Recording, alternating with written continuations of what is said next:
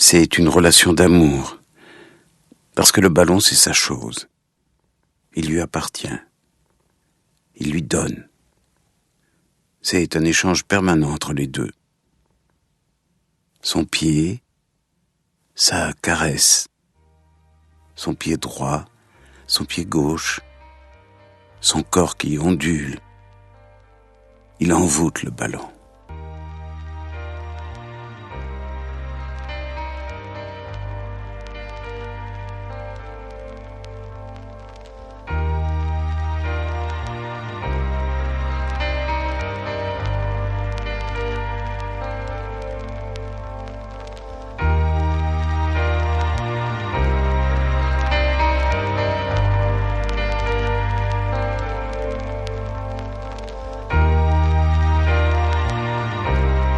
Même si on écrit, on ne dit pas que ça va se passer comme ça, quoi. Même en écrivant, même en se disant que moi j'aimerais que ça se passe comme ça, mais bon. Mais c'est vraiment comme ça s'est passé. Donc c'est quelque part, ouais, c'est comme dans un rêve.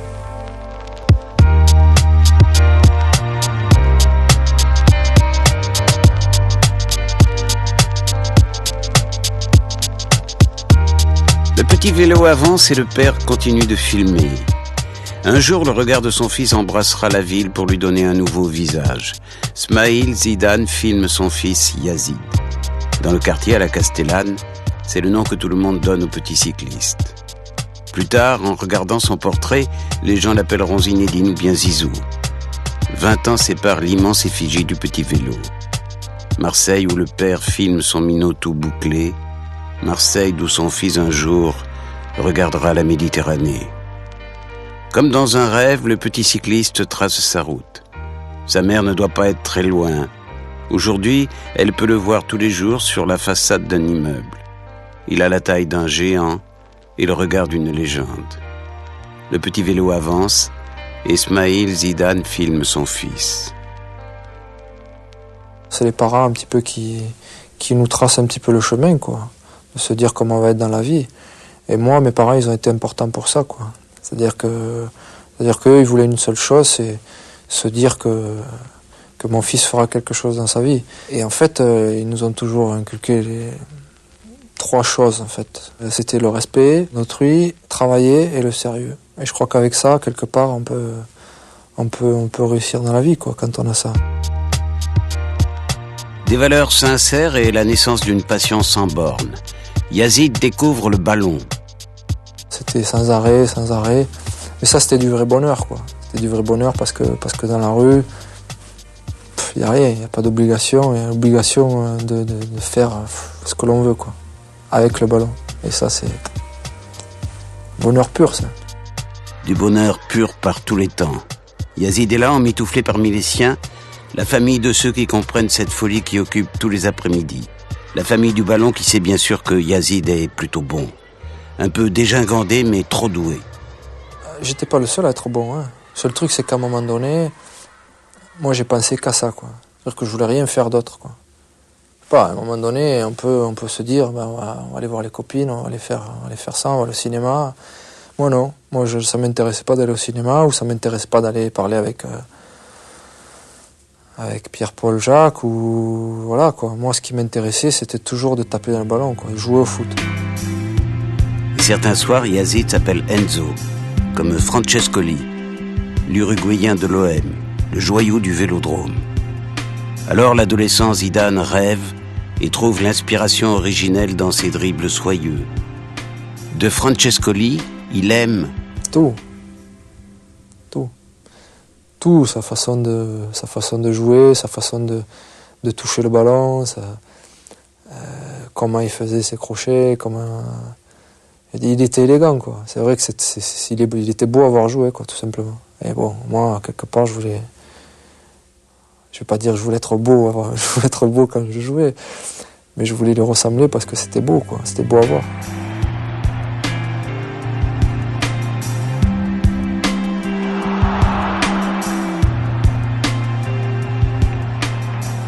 Et d'ailleurs, Enzo Francescoli, ça s'est pas arrêté là, quoi. Enzo, mon fils s'appelle Enzo, c'est pour lui, quoi.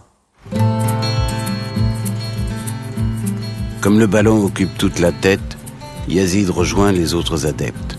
Premier maillot, premier club officiel, première fierté. Ça s'appelait l'AS Foresta. C'était l'équipement jaune et vert et rouge. Il y avait du jaune, du vert, du rouge. Je me rappelle de tout. J'avais les oreilles décollées. Donc, je vous montre un petit peu, j'avais les oreilles un petit peu comme ça. Voilà. Vous voyez ce que ça donne? Voilà, je les avais comme ça. Mais ce qu'il y a, c'est que j'avais beaucoup de cheveux. Et il y avait la maman qui me laissait justement pousser les cheveux pour cacher les choux-fleurs, quoi. Sur la photo, je le montre bien que je suis capitaine. C'est-à-dire que je mets bien le bras en avant pour montrer que c'est moi le capitaine. Et bon, quand on est jeune, quand on est petit, il faut se montrer, quoi. Et c'est un grand souvenir parce que le quartier, le premier club, c'est la première licence, le premier short, le premier survêtement. Et l'année d'après, c'était Saint-Henri. C'était le quartier à côté, quoi. Et c'était un échelon supérieur, quoi. C'était d'autres copains, donc ça faisait des connaissances, et puis voilà, quoi. Le maillot de septembre, c'était jaune. Jaune-rouge. Les premières équipes donc jouent en critérium à chaque fois, ce qui n'est pas le cas pour Saint-Henri et pour la Castellane. Foresta, Saint-Henri, Septem. Yazid progresse sans cesse et son caractère en plus attire la sympathie. Des anges gardiens s'arrêtent sur son chemin. Le premier, son entraîneur à Septem, Robert Santanero. Ouais, Santanero, qui d'ailleurs n'est plus avec nous aujourd'hui, donc il a beaucoup compté pour moi. Il a fait des choses pour moi et pour tous mes potes que peut-être même des parents ne pourraient pas faire, quoi. Et lui, il l'a fait, quoi. C'est-à-dire que il nous faisait manger dans sa voiture, il nous faisait faire des choses, il nous donnait carrément de l'argent pour qu'on s'achète à manger, comme un papa, quoi. C'était invraisemblable, quoi. Loïc Fagon, de la même façon, quand on allait dans sa pizzeria, parce qu'il avait une petite pizzeria, ben voilà, il nous faisait des pizzas, il nous donnait du coca. C'était, pour nous enfants, c'était du bonheur, quoi. Yazid joue à Septem, il a 13 ans. Lors d'un match contre Saint-Raphaël, il est repéré par Jean Varro. L'œil et la ténacité du recruteur de l'AS Cannes vont bouleverser son existence. Pourtant, aux yeux de l'intéressé, la démonstration ne méritait pas d'être remarquée. Ce jour-là, je me souviens parce que j'avais pas été spécialement beau. Et ce match-là, en fait, j'ai joué libéraux, quoi. Et en fait, je tentais des choses comme un numéro 10, quoi. J'essayais de faire dans ma surface de préparation un petit pont. Il nous fait jouer libéraux, le premier ballon qui touche, il veut faire des gris-gris, but. Alors il est devenu vert. Ce jour-là, j'avais pas été bon. Mais bon, lui, il a dit non, il faut que je le revoie. J'ai envie qu'il passe une semaine à Cannes. J'ai passé une semaine, ça s'était super bien passé. Et de là, ma carrière a commencé, quoi. Direction Cannes. La transition est délicate. Parfois, Yazid pleure, mais le soutien de sa famille d'accueil, les Élinots, l'aide à surmonter sa tristesse. Et puis, M. Varro est toujours là en cas de besoin. Je crois que j'ai eu énormément de chance, en fait, dans ma vie. Et c'est ce que je dis aujourd'hui, c'est qu'on peut avoir les qualités que l'on veut, on peut être très bon, on peut se dire qu'un jour on deviendra professionnel dans ce que l'on veut. Mais il faut aussi, à un moment donné, avoir beaucoup de chance. Et des gens, les gens autour de soi, il faut avoir des gens bien, quoi. Et moi, j'ai eu ce bonheur-là, cette chance-là, c'est que tous les gens que j'ai rencontrés ont toujours voulu m'aider et ont toujours été bien avec moi. Jean Varro m'a toujours accompagné. Quand j'étais à Cannes, j'ai passé 7 ans à Cannes. Pendant 7 ans, il a toujours été derrière moi. Toujours. Pour moi, c'est un second fils. Je fais pareil. Un second fils qu'il veut imposer. Et pour ça, il investit toute son énergie.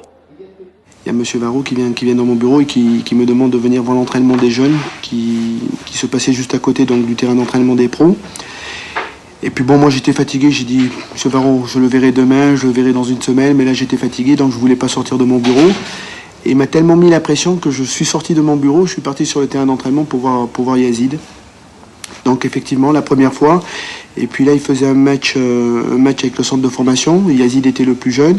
Et puis là, tout de suite, au premier ballon, deuxième ballon qu'il a touché, on a vu que c'était quelque chose de particulier sur un plan technique. Il était très très fort. À Cannes, Zinedine côtoie de grands formateurs. Il est entouré de coéquipiers souvent doués. Alors les progrès s'accélèrent, le talent éclate. L'ambition d'une vie devient chaque jour plus palpable. Je m'entraîne avec le centre de formation, je vois les joueurs professionnels s'entraîner à côté de moi, je les vois passer dans le vestiaire, je les salue. Je me dis pourquoi pas moi, quoi. C'est là que j'ai pris conscience, en intégrant le centre de formation à Cannes, que je pouvais moi aussi un jour devenir professionnel. Je me souviens souvent dans la semaine, donc il faisait des entraînements avec les pros et les après-midi de libre. Il y avait ses copains qui partaient au cinéma ou qui allaient faire des courses et puis lui il venait tout seul. Il frappait au bureau, demandait un ballon et puis il allait sur le terrain s'entraîner, jongler, faire des feintes de corps. On avait aussi mis un mur où il frappait contre le mur, il travaillait l'intérieur du pied, l'extérieur, pied droit, pied gauche, les contrôles et tout. C'est un garçon qui a beaucoup travaillé. Le talent au départ, et je crois que ce qui a été fort aussi chez lui, c'est qu'il a plus travaillé que les autres pour réussir. Et sa réussite, c'est pas le fait du hasard. Jean Fernandez, c'était l'entraîneur de la première division, quoi. Donc, un jeune, il arrive comme ça, qu'est-ce qu'il veut? Il est obligé de tout montrer, quoi. Obligé de se défoncer. Donc moi, c'était ça, j'étais un gros bosseur, quoi. 20 mai 1989. Zinedine découvre à Nantes la première division. Même pas 17 ans et déjà l'élite. Il joue pendant 12 minutes. L'AS Cannes obtient un match nul. Au coup de sifflet final, Zinedine ne sait pas encore qu'une surprise de poids l'attend dans la chaleur du vestiaire. On rentre dans le vestiaire et c'était double prime. Alors le double prime à l'époque, c'était énorme pour moi qui touchais un petit truc. J'ai touché 5-6 fois mon salaire, quoi. Donc voilà, quoi. Alors je réfléchissais, je me dis bon, un jean, un Levi's, quoi. Levi's 501, pour une fois je vais m'acheter un bon, quoi. Et puis après c'était de donner un petit peu d'argent à mes parents et puis voilà, quoi. Donc en fait je me souviens comme c'était hier, mais je me souviens de tout ce qui est bien. Tout ce qui est bien, je me souviens. Je fais mon premier match titulaire à la maison, on joue contre Auxerre et on perd 3-0 à la maison. Donc pour une première, c'était un peu raté, quoi. Je suis pas vraiment brillant, je suis jeune encore à l'époque. Et c'est vrai qu'à la maison, quand on est jeune et qu'on rate 2 ou 3 passes et qu'il y a un public, on a un petit peu la fièvre, quoi. Et en fait, pendant 5, 6, 7 matchs, je joue pas. Et après, il me réintègre. Et là, c'est à Nantes. On joue à Nantes et je crois que pareil, on fait ou match nul ou on gagne à Nantes. Et je tire sur le poteau et je fais vraiment un bon match. Et de là, en fait, je suis plus sorti de l'équipe et j'ai continué à jouer, quoi. C'est à la Boca que je marque mon premier but en première division. Et d'ailleurs, c'est toujours contre Nantes, une équipe qui m'a porté vraiment chance, quoi.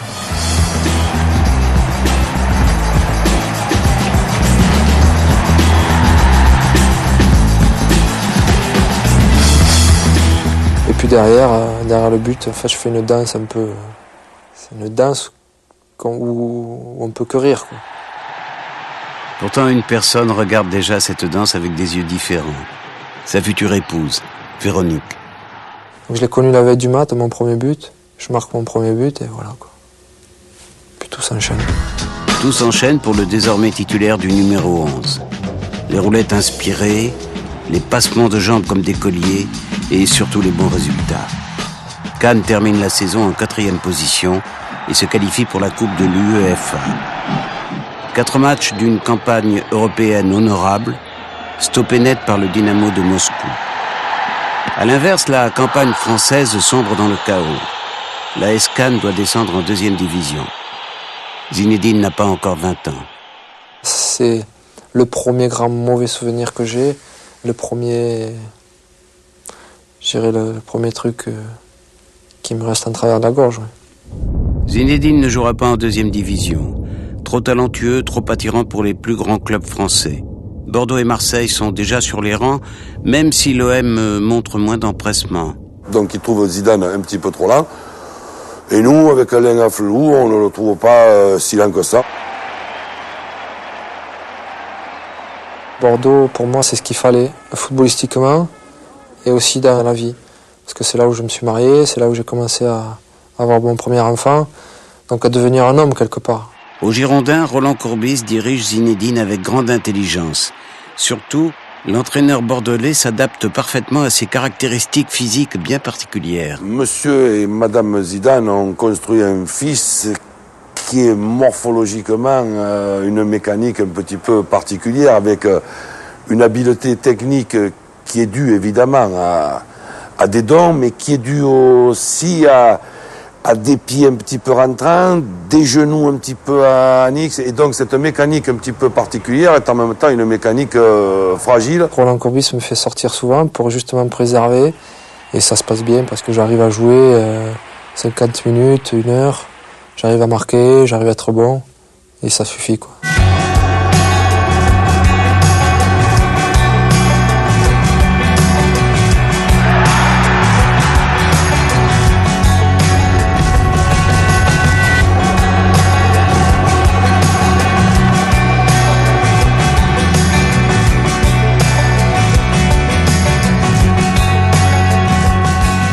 C'est la saison où je suis le plus reculé, c'est la saison où je marque le plus de buts. Eh ouais, mais ouais, c'est comme ça le football. Eh ouais.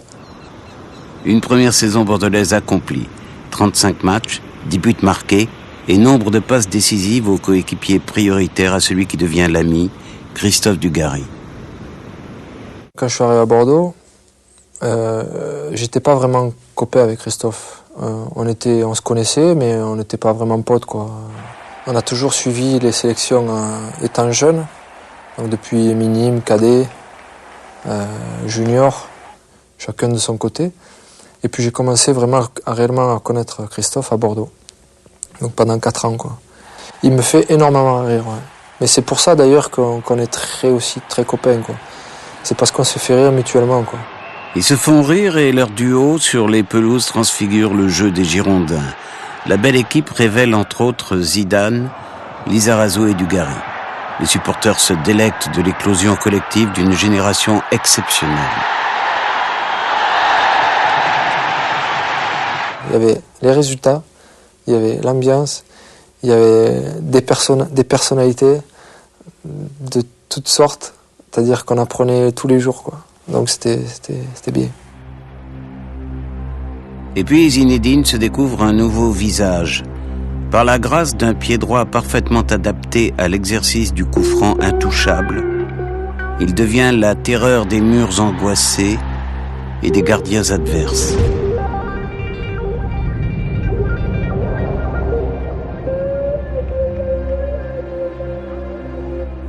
Je ne vais pas dire aussi que j'étais le Platini de la situation, mais c'est vrai que j'ai commencé à prendre conscience, et puis surtout quand on en marque un, bon, on prend conscience et on prend confiance surtout, quoi.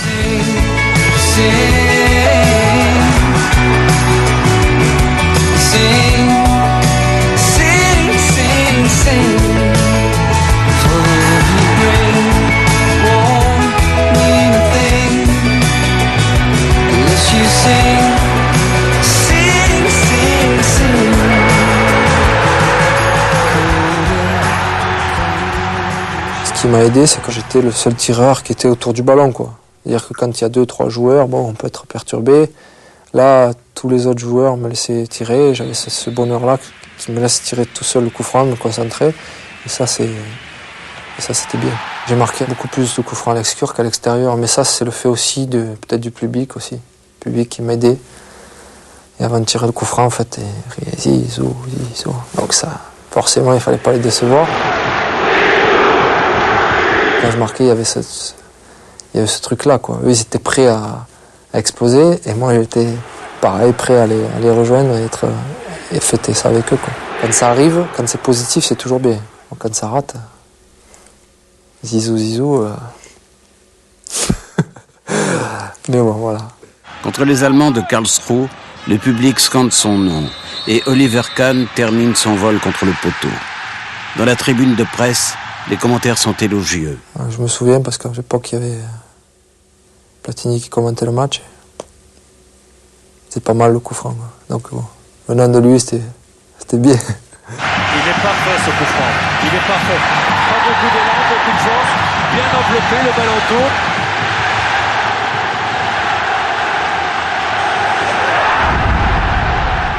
Zidane marque les esprits.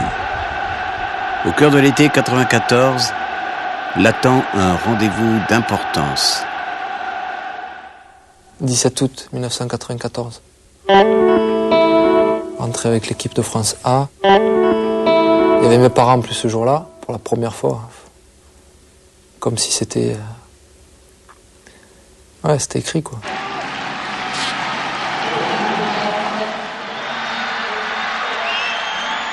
La rentrée de Zizou était époustouflante. Nous perdions 2-0 à quelques minutes de la fin et il a tout de suite éclaboussé de son talent cette prestation.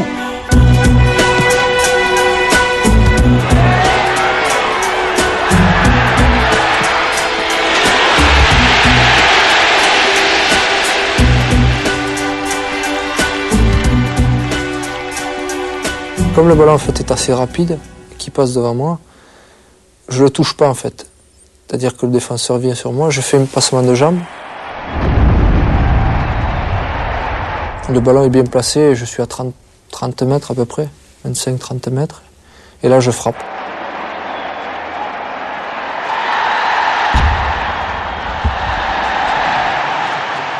Frappe du pied gauche en plus, bon, savoir quoi, pied gauche. En général, je frappe pas du pied gauche, quoi. Donc un peu surpris, quoi, parce que je me dis, marque un but comme ça, c'est... Plus à Bordeaux et tout, les gens bordelais sont contents déjà de me voir.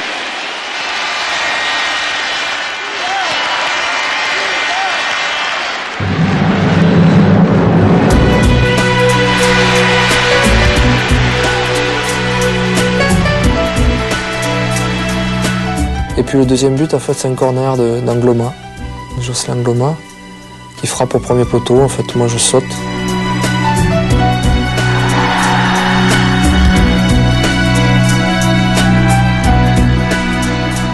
De la tête, chose que...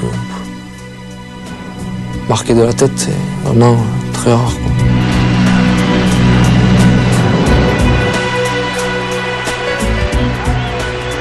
Ça m'était jamais arrivé de marquer 2 buts dans un seul match, toute catégorie, que ce soit cadet, minime, espoir, donc 2 buts, c'est beau. Frappe extraordinaire et tête extraordinaire, déjà, tête extraordinaire. Comme quoi, finale, vous vous rendez compte? Quelques mois plus tôt, les Bleus ont manqué la Coupe du Monde aux États-Unis. Débutent alors les qualifications pour l'Euro 96. L'équipe de France tâtonne, accumule les matchs nuls et les prestations sans relief. Au mois d'octobre 95, la rencontre face à la Roumanie dans un stade hostile de Bucarest est capitale pour la qualification. Sans nuance, le journal L'Équipe titre ce jour-là « L'Euro ou la honte ». Donc voilà, qu'on était au pied du mur, il fallait faire un exploit et en fait, on l'a fait. L'équipe de France s'impose 3-1 et se qualifie grâce à Karembeu, Djorkaeff et Zidane, auteurs d'un 3e but somptueux. Une performance qui impressionne d'abord ses auteurs et conforte le sélectionneur dans ses certitudes. Ce soir-là, Aimé Jacquet prend conscience qu'il dispose d'une génération de joueurs très doués et complémentaires. C'est à Bucarest que les succès futurs ont trouvé racine. Pour moi, tout commence là, quoi. Les Bleus enchaînent 7 victoires consécutives et survolent les matchs amicaux. Contre la Grèce, Zizou marque encore. Match après match, il augmente la puissance de son aura en sélection, mais aussi dans son club. Nous sommes en juillet 95, parti de rien, Bordeaux va faire trembler l'Europe.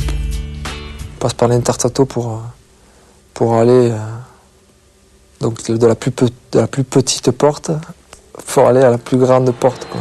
Le 6 décembre 95, Bordeaux affronte le Betis Séville en Espagne. Zidane réussit le geste qui qualifie les siens. Il est beau, quoi. Il est beau et je crois que ça fait partie des 3-4 plus beaux buts que j'ai marqués, quoi. Et je me souviens, moi, c'est l'égalité en UR qui dégage, à 6 mètres. Il y a Anthony Baccarel qui est à la lutte avec un défenseur. En fait, on est pratiquement au milieu de terrain. Et le ballon tape une fois par terre et il m'arrive devant comme ça. Et je me dis, bon, il n'y a qu'une chose à faire, quoi. plus, j'ai juste le moment de soulever un petit peu les yeux. Et en fait, dans les vestiaires, avant le match, il disait que ce gardien était tout le temps avancé, quoi. Donc je sais pas. Ça s'est fait tellement vite aussi que bon, à savoir si c'est moi qui ai marqué ou si on m'a aidé, quoi. Mais bon, parce que c'est vrai que ça va tellement vite qu'on se dit merde, mais comment c'est possible, quoi. Donc je me dis bon, que j'ai été aidé quelque part par qui.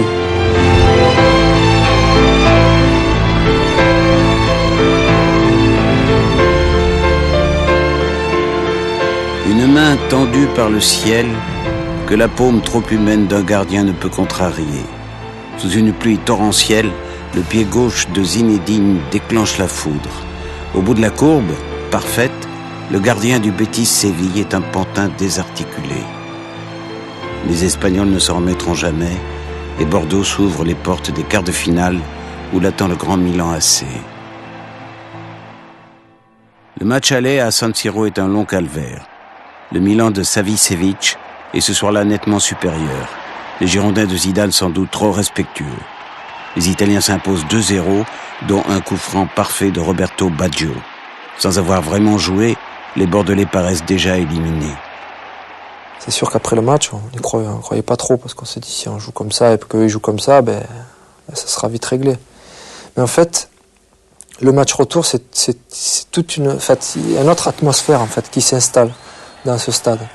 Et nous, on rentre tous sur le terrain et les gens sont déjà au stade depuis comme 6 heures l'après-midi. Et ils sont là, ils gueulent, ils chantent, ils font la fête, ils tapent, quoi. Et là, on sent quelque chose, quoi. On se regarde tous et ils nous mettent en fait ils nous transmettent quelque chose, quoi. On se dit ce soir, tout est possible, c'est notre chance. On joue contre le grand Milan AC, on n'a rien à perdre. On avait juste à rentrer dans l'histoire. Donc, on va jouer notre jeu à fond, on va tout donner. On a une bonne équipe.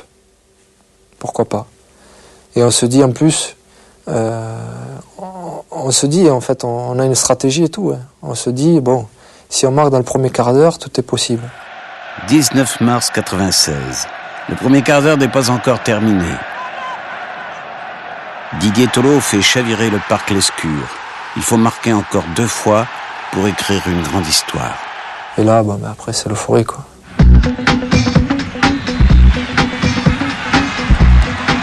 Zidane qui allume Monsieur Kaká. Ouais, il est bon en pivot. Dugarry. Le but de Christophe Dugarry et Massou.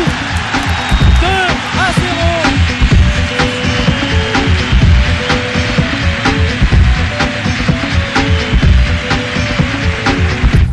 Après, c'est la folie parce que... Lizarazu, Zidane. Allez, 3 contre 3 si Panucci ne revient pas. Ouh là là, Zidane qui va le redonner à Dugarry dans la surface. Frappe et but. Oh, quel but. Super, là là, quel but de Christophe Dugarry. 3-0 pour Bordeaux.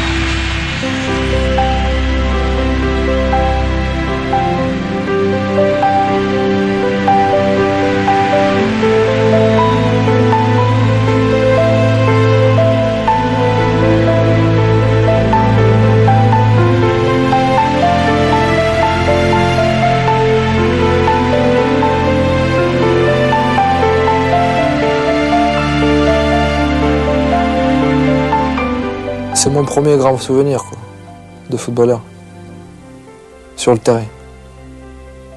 C'est ma première grande victoire. Ça, c'est clair.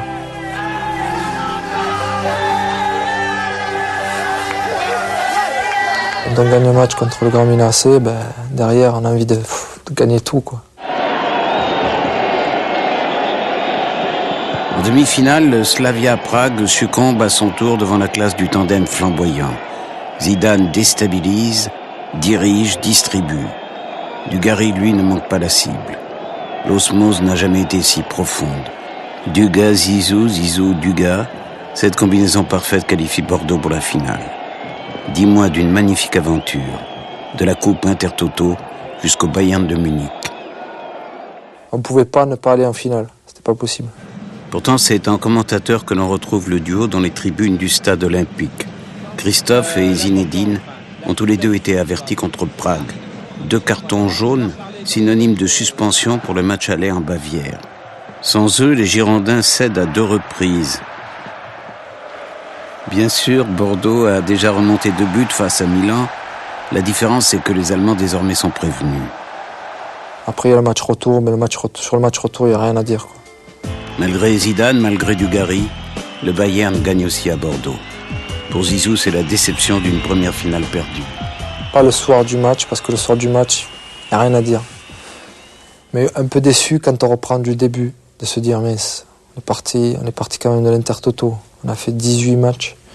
On arrive en finale. On se dit, bon, échouer comme ça à la fin. Bon. Quand on reprend tout, oui, un petit peu déçu. Déception, grande fatigue physique et le championnat d'Europe des nations qui arrive à grands pas. Zinedine, victime en plus d'un accident de voiture quelques jours avant la compétition, n'est sans doute pas dans les meilleures dispositions. L'Euro s'est passé comme c'est passé, pas très bien. Mais je veux pas dire que c'est à cause de l'accident, parce que moi j'ai voulu le faire, l'Euro. Et si j'étais pas en état de le faire, ben je l'aurais pas fait. Pour la première fois, Aimé Jacquet a entrepris de construire l'équipe autour de lui. À 23 ans, Zizou est numéro 10 de l'équipe de France. Il sait qu'on attend déjà de sa part les miracles les plus improbables. Ça m'a pas fait peur. J'ai peut-être pas été à la hauteur comme tout le monde attendait, mais j'ai pas eu peur de prendre mes responsabilités, d'être numéro 10 de l'équipe de France. D'entrée, les Bleus affrontent la Roumanie. L'Euro anglais débute sur une victoire grâce à un but de Dugarry. Zinedine, lui, n'étincelle pas. Il est visiblement fatigué. Pourtant, l'équipe de France avance.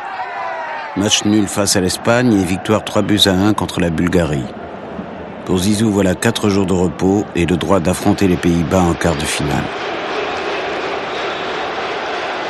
Désormais, sous le soleil de Liverpool, il n'y a plus de calcul, plus de rattrapage possible pour la troupe d'Aimé Jacquet. Face à elle, le 11 batave appartient au groupe des grandissimes favoris. Zinedine réalise la plus aboutie de ses prestations jusque-là. Un coup franc d'abord, qui voit le cadre se dérober pour quelques centimètres. Une passe presque décisive ensuite, que Djorkaeff ne peut convertir en billet pour la demi-finale. Pas de but après 90 minutes, toujours 0-0 à l'issue des prolongations. Les tirs au but décideront du sort d'une rencontre tendue, étouffante, comme repliée sur elle-même.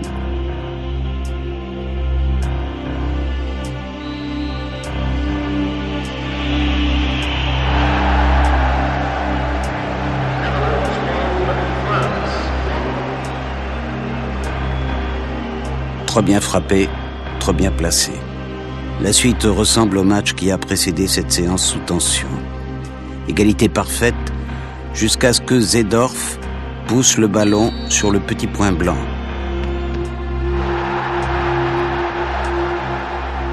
Plus nombreux que les Français, les supporters hollandais se sont tus. Si Laurent Blanc réussit son tir au but, l'équipe de France sera qualifiée pour les demi-finales.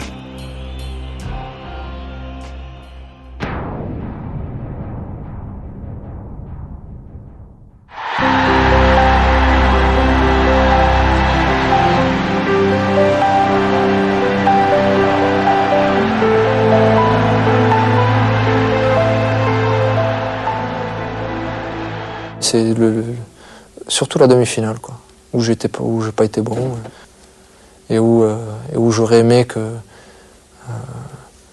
quelqu'un peut-être prenne le relais et fasse quelque chose de mieux que moi, quoi. Ça, oui. Mais personne ce jour-là ne prend le relais. Invité surprise de ces demi-finales, la République tchèque est une équipe solide derrière et inspirée devant. Une équation difficile à résoudre pour les tricolores, d'autant que Zizou, physiquement, paraît au bord de la rupture. Il déstabilise toujours, mais manque la cible. Le plus beau frisson, finalement, naît du pied droit de Djorkaeff.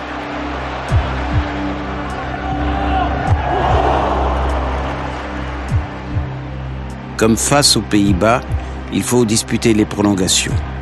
Au bord des crampes, Zinedine et ses coéquipiers repartent dans l'arène d'Old Trafford.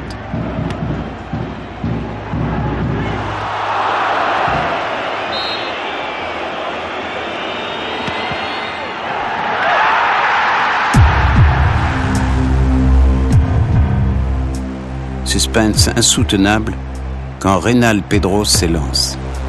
Le Nantais voit sa frappe repoussée. Le dernier tireur tchèque ne tremble pas et envoie sa jeune République au paradis. La France est éliminée. L'Euro était très difficile, mais il n'a pas eu de peau. Parce que je suis sûr que s'il est à l'Euro, on a déjà un titre. Parce qu'à l'Euro, il était diminué. Juste après l'Euro, Zizou part à Turin et devient bienconnaire. À l'époque, la Juventus est la meilleure équipe du monde. Elle vient de remporter la Ligue des Champions. Bordeaux, Cannes, c'était du bonheur, quoi. Quand je suis passé à la Juventus, c'est devenu quelque chose sous tension, quoi. Il ne lui manquait rien.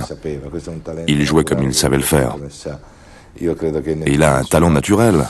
Il joue comme il le sent. Et je crois qu'un entraîneur ne peut rien lui apprendre. Ni la façon de se déplacer, ni son placement sur le terrain. Mais en fait, il lui manquait quelque chose. Gagner. L'habitude de gagner. J'avais jamais rien gagné jusqu'à là. Je suis arrivé dans un club qui voulait toujours tout gagner.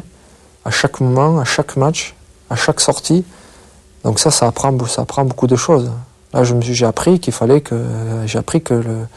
le foot c'était ça, quoi. Il fallait se dire avant le match, il fallait se dire je rentre sur le terrain pour gagner. Et c'était le cas avec la Juve. Et bon. Avec Michel Platini, la Juve a dominé les années 80. Les deux hommes occupent le même poste. La comparaison initiale est donc inévitable. C'est vrai que ça a été lourd un petit peu au départ. Et puis après, les gens ils ont dit au bout d'un moment ils voyaient Zidane et ils voyaient plus Platini, quoi. Même si Platini reste dans leur cœur et dans leur tête, mais quand ils m'ont regardé moi. Et ça, c'est important. Épaulé par Didier Deschamps, Zidane découvre dans la douleur la préparation physique à l'italienne. Il en était malade, oui. Il a travaillé énormément au niveau du physique, c'est peut-être ce qui lui manquait. On peut dire qu'en Italie, on travaille beaucoup. Mais nous, à la Juve, je crois que c'était le club où on travaillait le plus, quoi. Les débuts de saison, c'était mentis, quoi. Les préparations, ça faisait peur, quoi. Me dire que pendant 3 semaines, on allait souffrir, parce que c'était ça, quoi. J'arrivais jamais à récupérer, en fait. C'est-à-dire qu'on travaillait tellement que c'était dur de récupérer, d'être bien physiquement après pour les matchs. Et c'est vrai que j'ai ressenti un petit peu tout ça en début de saison, quoi. Le travail est une souffrance. Pourtant, Marcello Lippi, l'entraîneur, apporte dès le départ son soutien indéfectible. Je dois dire qu'au début, Zinedine avait quelques difficultés. Mais il était impossible, en voyant Zizou, de ne pas avoir envie de l'aider, de ne pas avoir envie de l'aimer et de le protéger. Lippi a beaucoup compté pour moi dans le sens où il m'a toujours fait confiance, en fait. C'est le seul qui a cru en moi, quoi, vraiment. Il était à 100%, quoi. Il me dit, toi, tu vas réussir, quoi. Je me souviens d'ailleurs d'une anecdote. En fait, on joue contre le Rapid de Vienne en Champions League. Et il vient me voir, il me dit, écoute, demain, je te mets pas titulaire. D'ailleurs, je te mets pas dans l'équipe, carrément. Moi, je veux qu'une chose, tu te prépares pour le match de dimanche qu'on joue contre l'Inter. En fait, on joue le match de championnat contre l'Inter de Milan. Et il me dit, prépare-toi pour ce match. Je suis sûr que tu vas être bon. Et voilà. Et en fait, rien que le fait qu'il m'ait parlé et qu'il m'ait dit ça, parce qu'en fait, c'était ça, en fait, en même temps. Je voulais jouer tous les matchs, mais je pouvais pas parce que j'étais fatigué. Et je le ressentais. Et le fait qu'il m'ait dit ça, en fait, qu'il m'ait dit, ce match, tu joues pas parce que tu te reposes, voilà. J'avais l'impression de revoir un petit peu, quelque part, un peu Roland Courbis quand j'étais à Bordeaux, et où il me disait, là, tu te reposes, là, tu fais attention à toi, là, on va faire attention, tu vas pas trop jouer, je vais te sortir à ce moment-là. Et en fait, ça m'a réconforté. Et le match de championnat que l'on joue contre l'Inter, en fait, tout part de là, quoi. Ballon qui est dégagé, Zidane qui prend sa chance pour frapper, but. Le but de Zinedine Zidane. Je suis au 18 mètres, je contrôle le ballon du pied gauche. Et j'enchaîne, je tire du pied gauche. Et voilà, le ballon va se loger dans les filets, quoi. J'allais dire dans la lucarne, mais c'est pas vrai, en fait. J'aurais aimé dire dans la lucarne, mais en fait, c'est pas la lucarne. Donc, il rentre dans le but et voilà, on mène 1-0. Et voilà quoi. Et ce qu'il y a en plus avant le match, c'est que il y a un joueur qui venait d'arriver cette année-là aussi, qui s'appelait Ametrano. Et c'était un jeune joueur aussi. Jusqu'à là, en fait, pendant 2 mois, on avait de bonnes relations, mais il m'a jamais rien dit. Il m'avait jamais rien dit tu vas faire un grand match. Il m'a dit, en fait, et ça m'avait choqué parce qu'il me dit ce soir, il me dit, toi, tu fais gagner l'équipe, tu marques un but, tu fais gagner l'équipe. Et il me dit ça comme ça.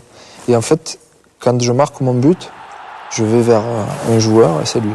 Parce que j'étais tellement heureux que je me dis, voilà, quelque part, c'est un peu grâce à toi, quoi. On arrive à gagner le match, je marque un but, on passe premier, et à la fin de l'année, on est champion, quoi. Donc il n'y a pas meilleur scénario, quoi. Dans le championnat le plus difficile du monde, Zinedine reçoit enfin la confirmation de son nouveau statut. Il est un forêt classe, comme disent les Italiens. Un grand parmi les grands. 29 matchs, 5 buts, une super coupe d'Europe, une coupe intercontinentale et surtout le titre de champion, le 24e Scudetto de la vieille dame. Cette première saison est une réussite absolue. J'ai atteint un niveau que j'avais jamais atteint, quoi. Le fait d'être constant toute l'année, chose qui m'était jamais arrivée. Quand je jouais à Bordeaux, quand je jouais à Cannes, j'étais bon un match. L'autre match, j'étais un peu moyen. Et là, j'avais une constance, en fait, qui grandissait chaque match, quoi. Quand tu fais une deuxième année, c'est toujours difficile de confirmer, en fait.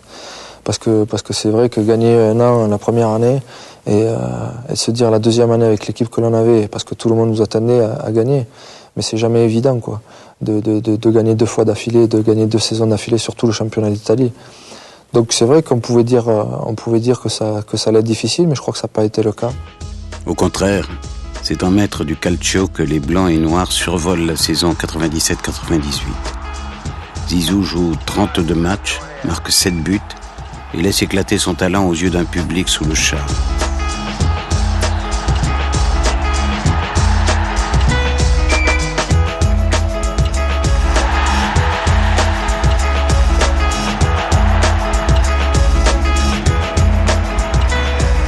Et là, c'est la deuxième année d'ailleurs, la meilleure, et là où c'était pratiquement de la perfection. L'équipe au niveau du jeu, et puis lui, 2 journées avant la fin, la Juventus remporte un nouveau Scudetto, le 25e de son histoire, le 2e consécutif pour Zinedine. Double champion d'Italie avec les Davids, Deschamps et autres Del Piero, 2 titres, alors qu'en l'espace de 8 saisons, il n'a jamais été champion de France. Content, c'est clair que pour moi, c'est ma deuxième année consécutive, et c'est vrai de pouvoir gagner 2 Scudetto d'affilée, c'est vraiment exceptionnel. Pour Didier, ça fait 3. Moi 2, je suis très heureux, et puis voilà. Quand on gagne, en fait, tout va bien, quoi. Et c'était le cas pour moi. Tout allait bien pour la Juve, donc tout allait bien pour moi. J'étais bon en plus sur le terrain, donc que demander de plus? Le seul titre que l'on n'a pas, en fait, c'est la Champions League.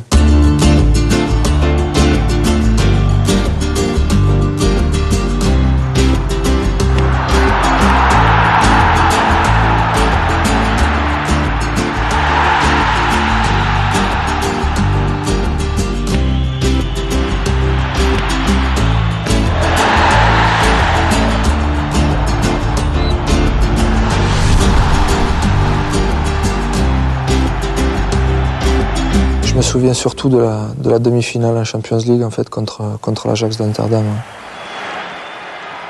Et pour moi, c'est une référence parce que c'est vrai que j'avais atteint un niveau de jeu qui était vraiment exceptionnel. Je ne vais pas dire que j'étais surpris moi aussi, mais j'étais fier, quoi. Fier du match idéal.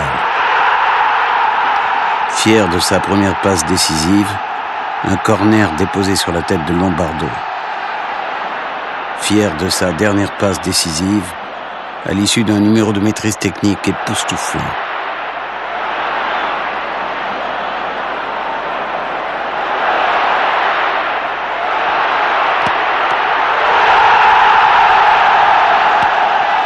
Fier d'avoir marqué un but venu de la planète Zidane.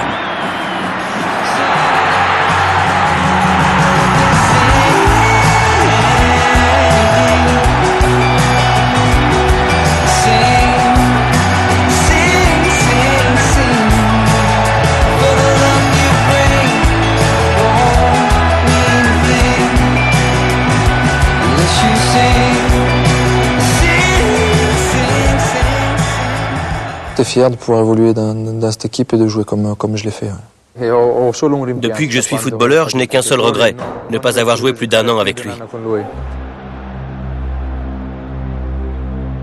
Par 2 fois pourtant, la Juventus de Turin perd en finale de la Ligue des Champions, face au Borussia Dortmund et au Real Madrid.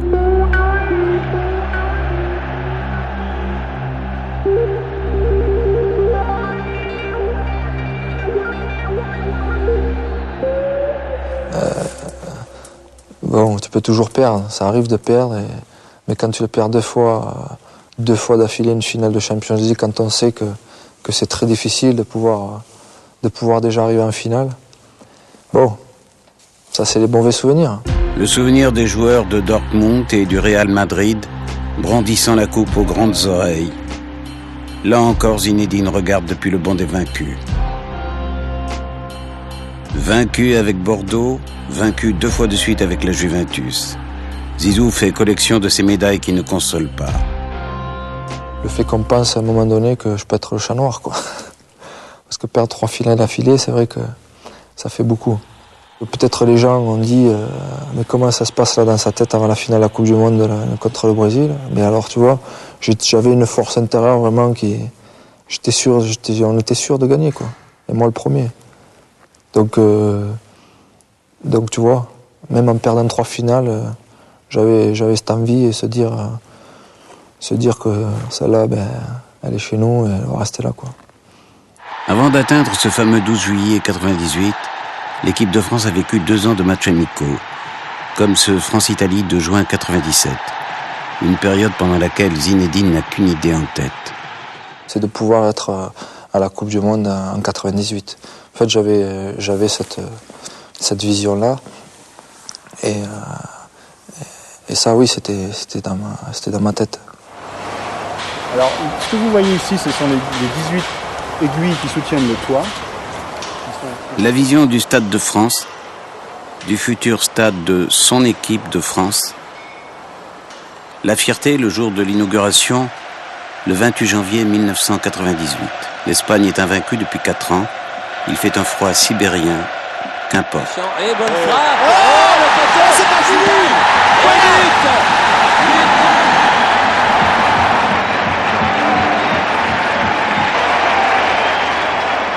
Zinedine offre aux 80 000 spectateurs le but de la victoire tricolore. Viennent ensuite 4 mois encore de matchs sans enjeu, de commentaires acerbes dans les médias. 4 mois ponctués aussi d'instants rares. Ce but, par exemple, contre la Norvège au stade Vélodrome. Que dire sinon que le nombre de joueurs capables d'un tel moment de grâce se compte sur les doigts d'une seule main. Dans le groupe France, l'amalgame humain se renforce et l'impatience d'en découdre augmente chaque jour.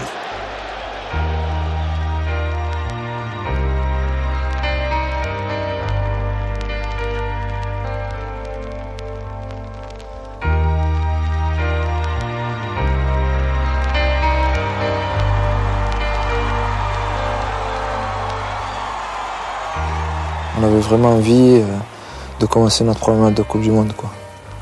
Je me rappelle en fait de la veille du match, quoi. Surtout, c'est que on a fait un entraînement catastrophique la veille du match. Donc en fait, on était d'autant plus fiers parce qu'après l'entraînement de la veille, on s'était dit merde.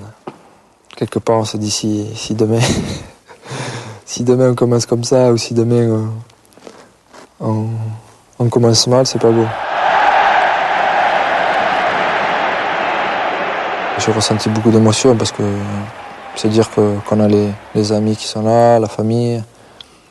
Se dire que bon, c'est à Marseille, la ville donc où je suis né. Il y y a énormément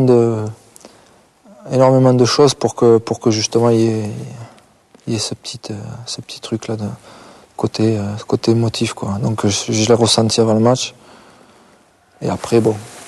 Après, c'est le cratère du Vélodrome balayé par le Mistral furieux. Ce sont les premiers chocs face à des Sud-Africains difficiles à déstabiliser. Enfin, c'est le premier coup du sort. Stéphane Guivarch, blessé, doit laisser sa place.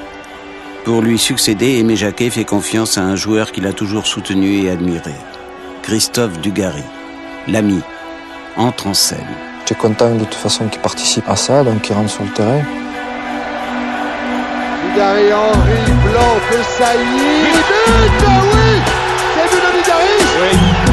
But de Christophe Dugarry à la 34e minute. Premier but de la France dans cette Coupe du Monde. C'était top qu'il marque et ça tombait super bien que ce soit moi en fait qui le fasse marquer, quoi. Avec lui, les Bleus s'imposent 3-0 et Aimé Jacquet remporte son premier pari. Pour le groupe France, cette soirée marseillaise est un puissant détonateur. Peut-être avant ça, je pense pas. Mais après ce premier match, on s'est dit que ce que dégageait le groupe, c'était ça, quoi, une confiance et puis une envie de vouloir réussir et on savait qu'on avait quelque chose d'exceptionnel à faire. La montée en puissance se confirme 6 jours plus tard face aux modestes Saoudiens. Zinedine dirige l'orchestre à merveille. La France s'impose 4-0, dont un doublé de Thierry Henry. Zizou rayonne, mais veut sans doute trop bien faire. C'est vrai que j'avais envie d'être toujours bon, j'avais envie d'être le meilleur, parce qu'on attendait ça de moi, quoi. On te demande simplement de donner le maximum, d'être à 100%, et moi peut-être que je voulais être au-dessus, et c'est pas bon. Alors Zinedine craque sous l'accumulation des fautes et marque au crampon le dos d'un joueur saoudien.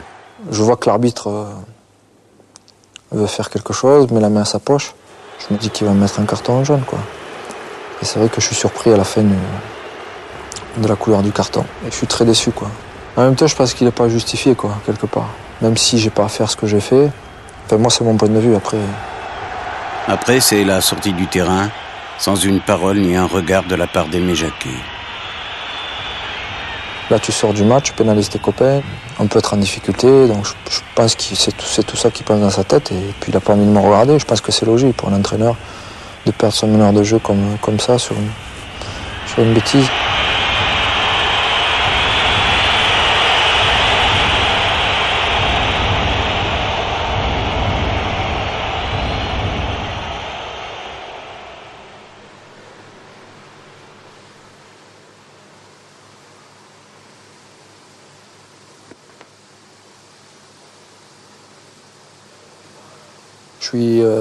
Intérieurement, je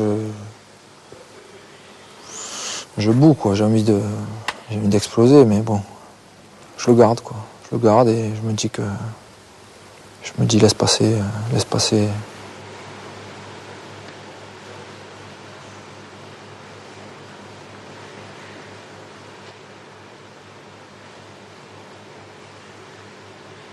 C'est pas bien, sûr, mais quand vous avez tous les matchs, écoutez-moi bien, tous les matchs, des gens qui viennent pour vous détruire. C'est ça, il faut employer les termes quand même un peu un jour, et que vous n'êtes pas protégé. Il n'y a pas d'excuse, là, un peu? Sans Zidane, la France bat le Danemark et assure la première place de son groupe. En 8e de finale, sous le soleil de Lens, les Bleus partent dans l'inconnu contre le Paraguay. Ils le font sans Zidane, qui purge son 2e et dernier match de suspension. Mis à part son dénouement, cet après-midi dans le Nord reste un souvenir douloureux. Tu gagnes une Coupe du Monde, quand tu gagnes quelque chose d'extraordinaire comme ça, il faut des moments difficiles. Il en faut. Moi j'ai souffert aussi. Sur le banc, c'était terrible. Pour moi, c'était le pire des matchs. Parce qu'il y avait tout, quoi. Tout a commencé par un gardien hors du commun dans les buts du Paraguay. Souple comme un chat et puissant comme un buffle, Chilavert repousse les espoirs français les uns après les autres. Et lorsqu'il semble battu, son poteau vient lui porter secours. En cet après-midi de chaleur sur la France, le Paraguay arrache les prolongations. Zinedine sur le banc bouillonne d'impuissance. J'avais envie de rentrer et me dire et de les aider. Avec une prise de risque peut-être de Pires. Il est dans la surface. Le centre très aigu. Oui. C'est fini. But de Laurent Blanc. La France est qualifiée pour les quarts de finale de la Coupe du Monde. La lumière est venue de Laurent Blanc. Après, quand je rentre sur le terrain, ça fait n'importe quoi d'ailleurs. Je prends un truc sur la pelouse, je le jette. Après, une détermination à moi, c'était terrible, quoi, parce que je retrouvais mes copains et j'avais vraiment envie de défoncer encore plus pour pouvoir être bon et aller au bout, quoi. Pour aller au bout, il faut d'abord passer l'obstacle italien au Stade de France. Le match de France-Italie est arrivé, même si les gens s'est dit Zidane rentre ou je sais pas quoi. Enfin, moi, c'est vrai qu'on a entendu pas mal de choses. Je l'ai pris le plus normalement du monde, quoi. Je me suis dit, bon, maintenant, tu as une chance extraordinaire. Tu vas jouer ton jeu, tu vas essayer d'être bon. Mais comme tu sais, comme tu peux le faire, et pas plus que ça, quoi. C'est ce que j'ai fait, quoi. Contrôle aérien de l'extérieur, passement de jambes, crochet tranchant, Zizou offre ses plus beaux atours. Comme prévu, les deux nations sont très proches l'une de l'autre.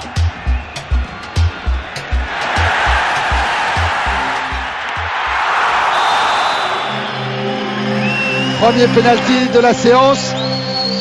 Zinedine Zidane face à Pagliuca.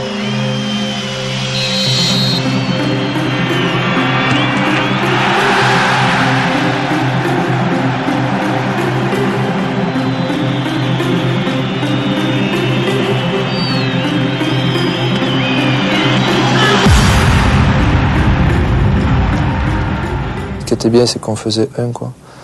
C'est comme si moi je l'avais loupé ou comme donc on était vraiment tous avec lui, et puis bon, de se dire aussi qu'on a un Barthez, un Fabien Barthez dans les buts, ça rassure, quoi. Un divin chauve qui tisse sa toile devant Albertini. Si Di Biagio, le prochain frappeur italien, manque la cible, la squadra rentre au pays et la France, elle, poursuit son rêve.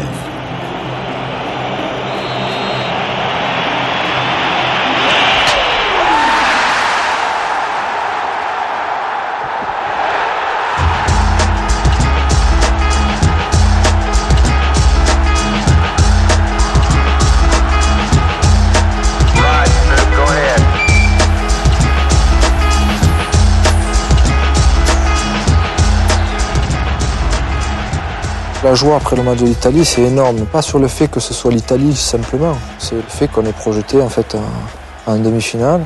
C'est ça qui est énorme. Il y a quelque chose qui se passe là et il faut rien qu'on lâche pour continuer et aller au bout. Depuis la qualification contre l'Italie, la fièvre a emporté le pays tout entier. Chuter devant la Croatie, à ce niveau de ferveur populaire, tiendrait de la désillusion nationale. Les Bleus dominent la première partie, mais chaque tentative de Zidane connaît le même sort. Ils nous endormaient, mais ça c'est leur jeu, quoi. Et après, le premier but qui marque, ça va à 2000, quoi. Voilà, c'est vite reparti pour cette deuxième période avec un ballon dans les pieds d'Aljosha Zanovic. Un bon appel de Joker et l'ouverture du score pour la Croatie après 22 secondes.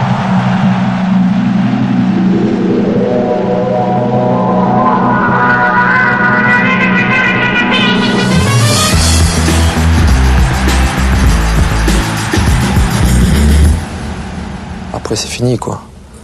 Parce qu'en marquant comme ça, en renant 1-1, bon, on se dit qu'on ne leur laissera pas nous marquer un deuxième but, quoi.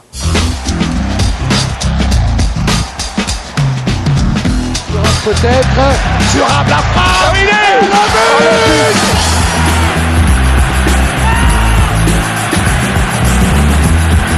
Il avait jamais marqué jusqu'à là, je crois. Donc il marque 2 buts en demi-finale de la Coupe du Monde. C'est énorme. En fait, il nous propulse en finale, quoi. On ira tous au paradis, lève-moi. On se retrouve par circonstance dans la même chambre, enfin, dans sa chambre à lui. Mais c'était la chambre de lui et de Dugas, c'est un peu le lieu de rendez-vous.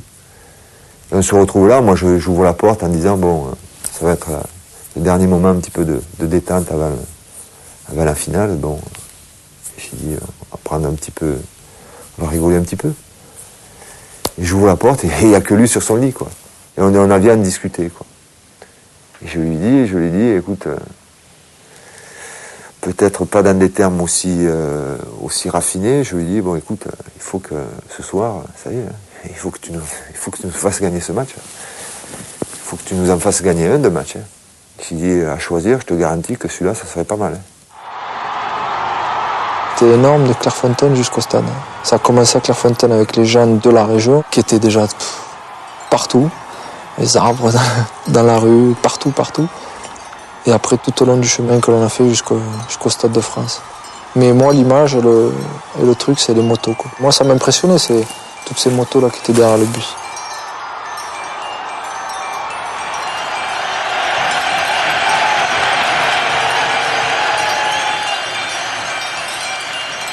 Contre qui j'aimerais jouer en finale de la Coupe du Monde, contre le Brésil.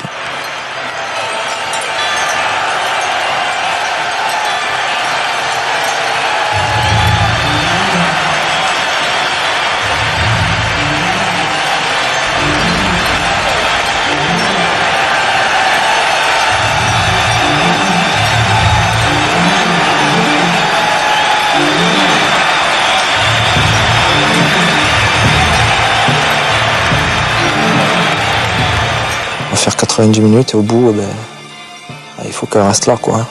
Faut pas qu'elle parte au Brésil.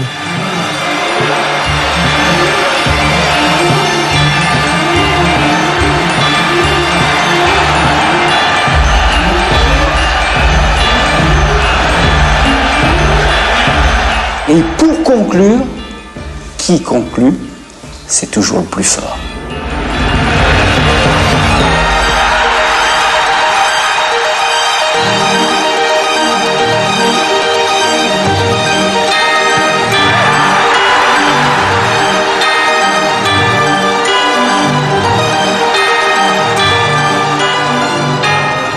J'ai des frissons même là, en fait, le fait de me remémorer tout ça, c'est le sentiment que j'ai, quoi. Enfin, ouais.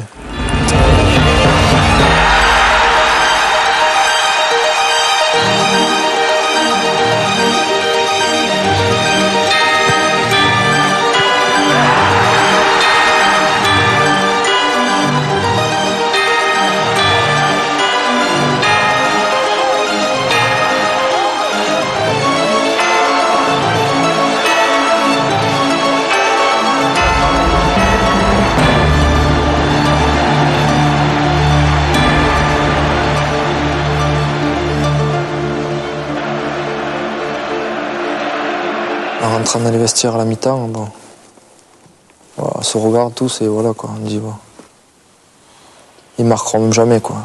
Non, le Brésil ne marquera pas. Barthez est infranchissable et ses partenaires insatiables. Et Petit qui est monté, c'est encore le chaos définitif, servi par Vieira, Emmanuel Petit. Oui.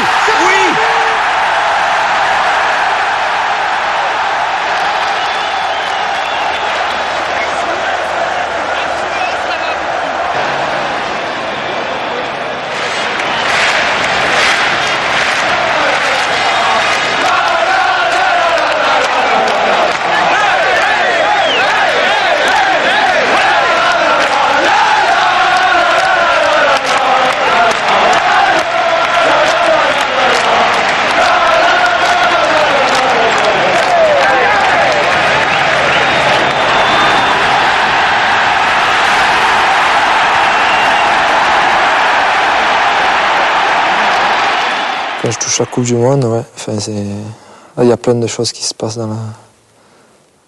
C'est dommage, c'est parce qu'on la touche pas assez, quoi. chacun. Peut-être on devrait avoir un temps chronométré, quoi. Là, on voit le bonheur des gens et le bonheur que ça nous a procuré aussi à nous tous, quoi. Il n'y a pas de mot. Le seul mot, c'est de se dire, voilà, je l'ai vécu, quoi.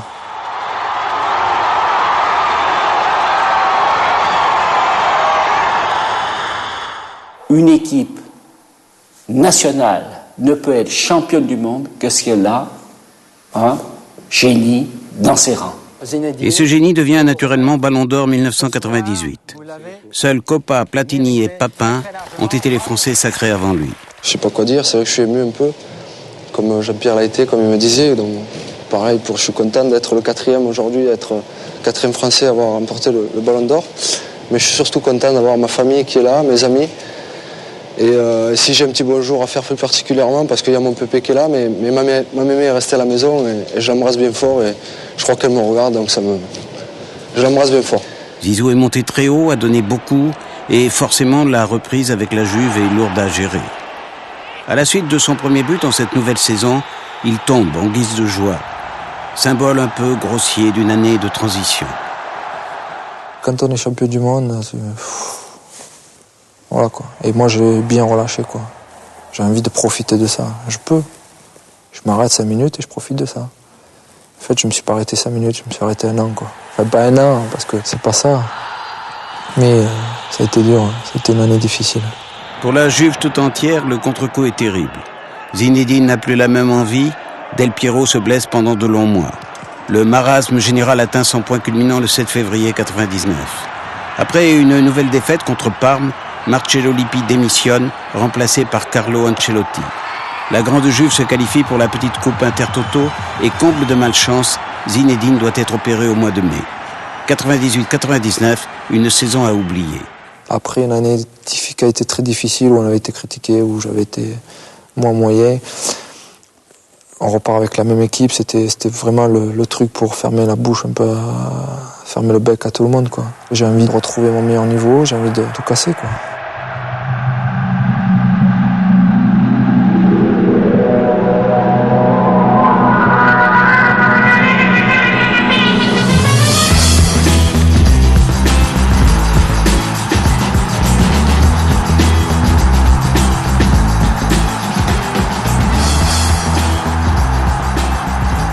Tout semble aller pour le mieux dans le meilleur des mondes. À mi-parcours, la Juve pointe seule en tête du calcio. Zidane marque même l'un des plus beaux buts de sa carrière face à la Regina.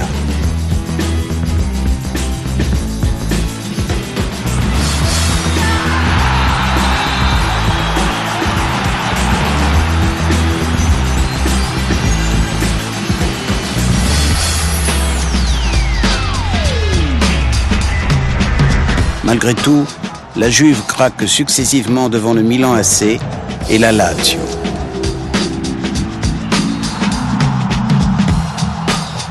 On reçoit la Lazio à la maison, on a 9 points d'avance et on perd le match.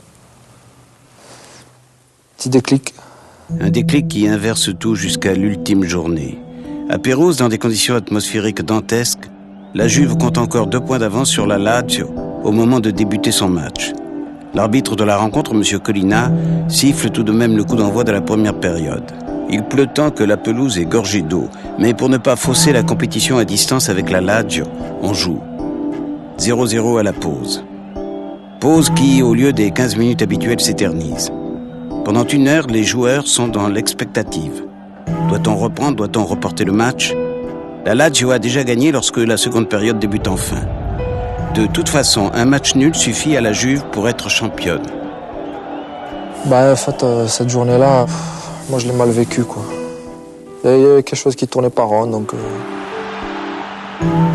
Avec un ballon qui a rebondi, la frappe et but! Et le voilà, le scénario incroyable! À ce moment précis, la Lazio est championne d'Italie. Et Pérouse résiste.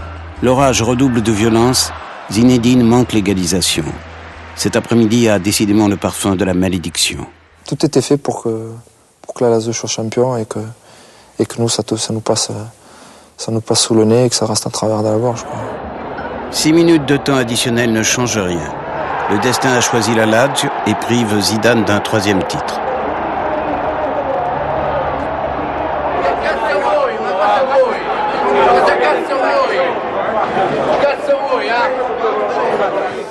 On savait très bien la situation, donc il fallait au moins un point. On n'a même pas su égaliser, donc je crois qu'aujourd'hui, on est très déçus. Par bonheur, pour alléger cette tension italienne, il y a l'équipe de France et ses rassemblements à Clairefontaine. La force du groupe est immense. Surtout, elle se communique à tous ses membres.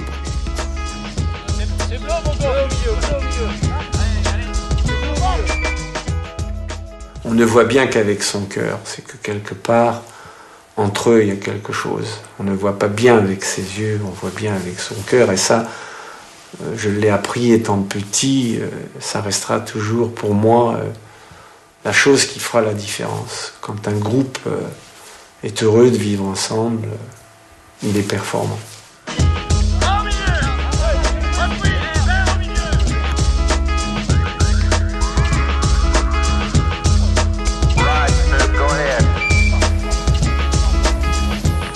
C'est toujours une grande joie de se retrouver, de passer une semaine ou 4-5 jours ensemble, et ça se voit.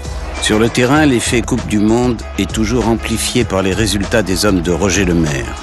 Qualification pour l'Euro 2000, victoire historique dans le temple de Wembley grâce à 2 buts d'Anelka et un Zidane flamboyant.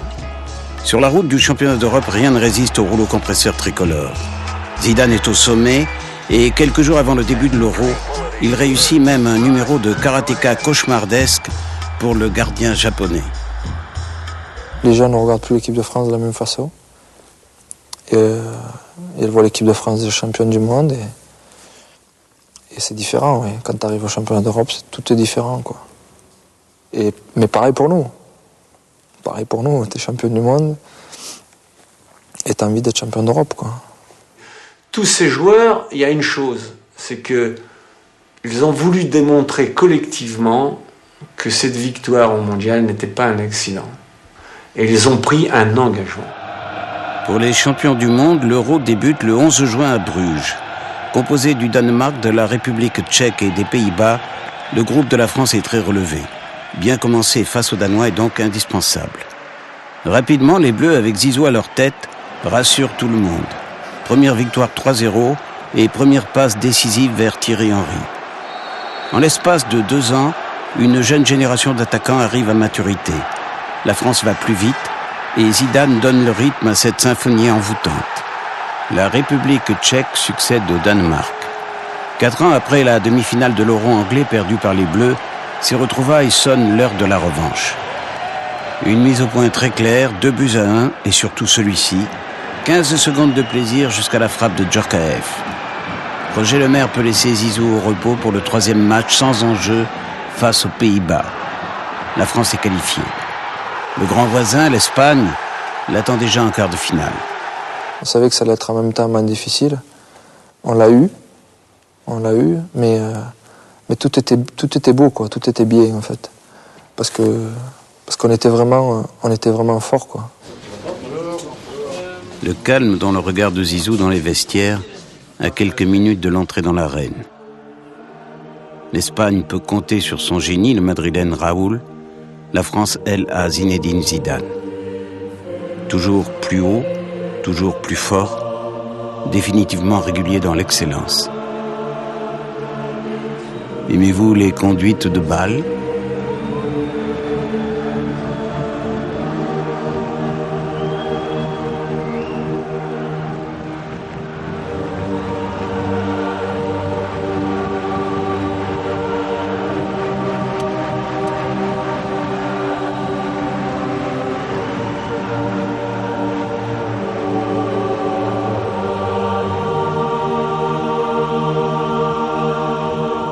Aimez-vous les coups francs ?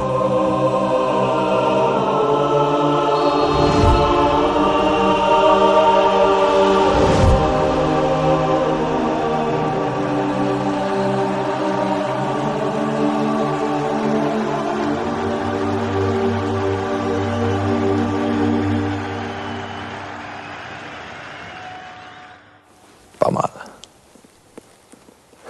Les Bleus mènent 1-0. En France, 20 millions de spectateurs connaissent désormais le visage de la perfection.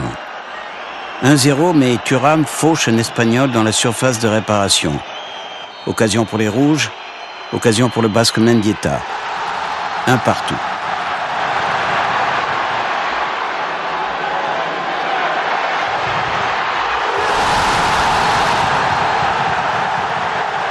Tout à son extase, Youri simule la joie du matador.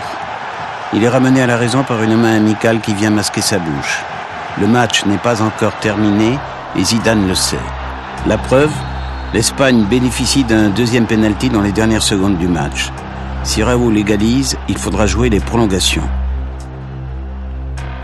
Sur le penalty de Raoul, là, après avoir fait le match que l'on a fait,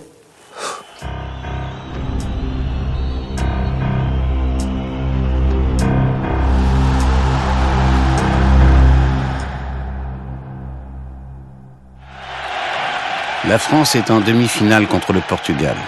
L'affiche sonne comme une promesse de beau jeu. Figo contre Zidane, les 2 ballons d'or sont les stars annoncées de la soirée. Pourtant, une étoile va briller plus que l'autre.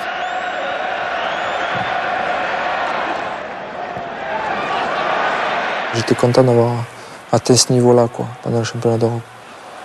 Parce que j'étais vraiment, tout au long de la compétition, bien, quoi. Bien dans ma tête, bien dans mes jambes, bien physiquement. D'atteindre ce niveau de jeu, j'étais content, j'étais fier. Contre le Portugal, c'est l'un des meilleurs, si ce n'est le meilleur match que j'ai fait. Cependant, les Bleus se font surprendre. Nino Gomes surgit pour donner l'avantage aux Portugais. 1-0 à la mi-temps, place à la jeunesse révoltée.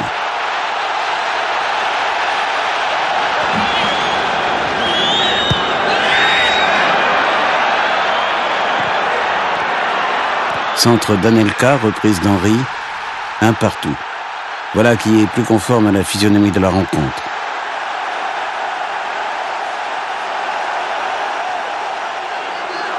L'intensité désormais est étouffante. Dans la nuit bruxelloise, Zinedine se démultiplie.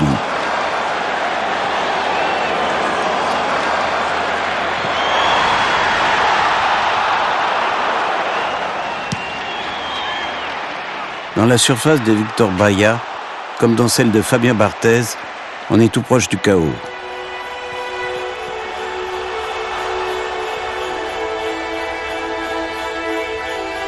Un partout à l'issue du temps réglementaire.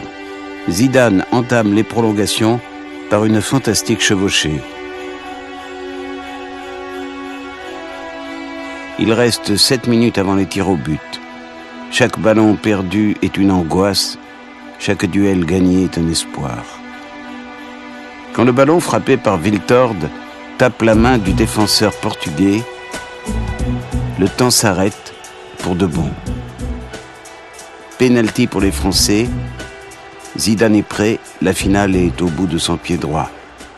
Lui, naturellement et spontanément, a pris ses responsabilités.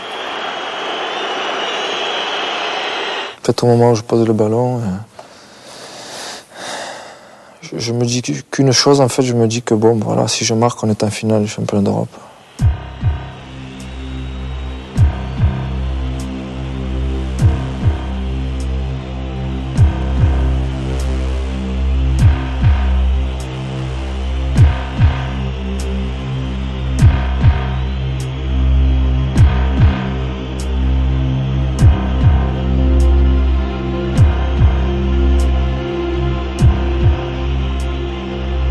J'ai fait le vide.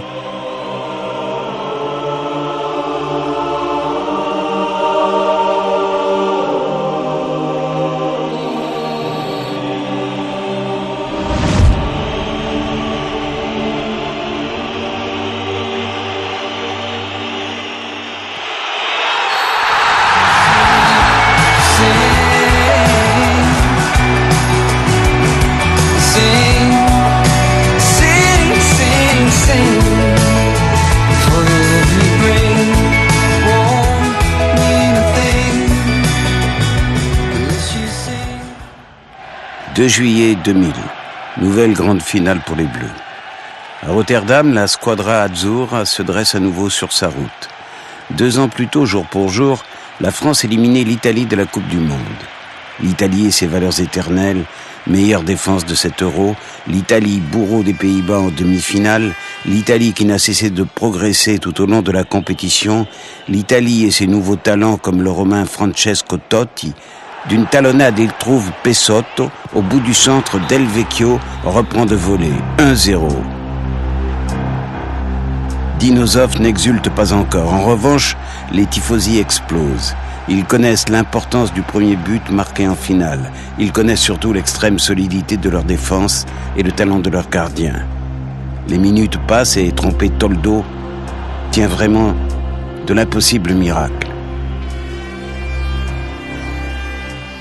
C'est difficile à 1-0, c'est difficile de surtout à quelques minutes du fin de match, de se dire que bon, que même s'il y en a toujours espoir. Mais comment marquer un but alors que le temps réglementaire est terminé ? Comment ne pas croire que le destin a choisi son camp ? Le banc italien semble sûr de son fait. D'ailleurs, les caméras s'attardent sur ces visages confiants alors que Barthez frappe ce dégagement de la dernière chance. Mais eux, ils ont abandonné. Ils ont cru que c'était fini le match. Ils jouaient plus, ils regardaient le banc. Très loin, avec son pied gauche. Sur la tête de Trezeguet qui a joué la déviation. Oui, Wiltor qui peut frapper. Oui, Charles. Et partout.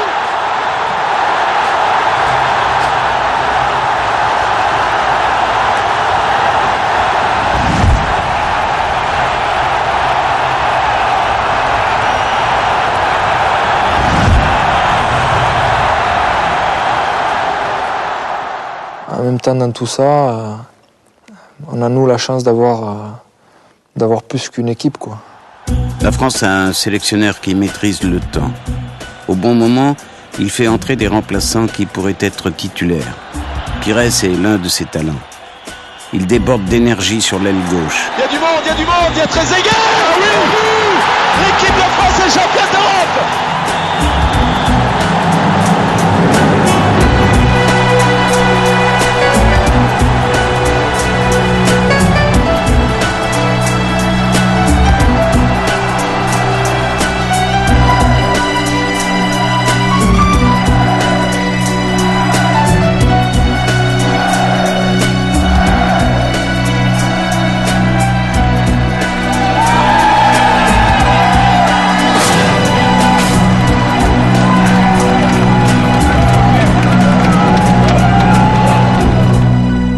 Bien que l'équipe de France n'est pas un joueur mais un groupe et c'est ce qui fait la force. Zidane est élu meilleur joueur du tournoi. Il n'a sans doute jamais élevé son art à ce degré de perfection. Le ballon lui appartient. Une relation d'amour parce que le ballon c'est sa chose, ça lui appartient, il lui donne. C'est un échange permanent entre les deux, son pied, sa caresse, son pied droit, son pied gauche. Son corps, il l'envoûte. Zidane est le phare d'une équipe que tout le monde désormais veut accrocher. Depuis bientôt 2 ans, les matchs amicaux rappellent que l'adversaire à chaque fois dispute sa finale de Coupe du Monde. Que chaque joueur chargé de surveiller Zizou passe le test de sa vie face aux meilleurs joueurs du monde. Tous les moyens sont bons, même les plus violents. Exemple frappant, regardez Ballack, l'Allemand,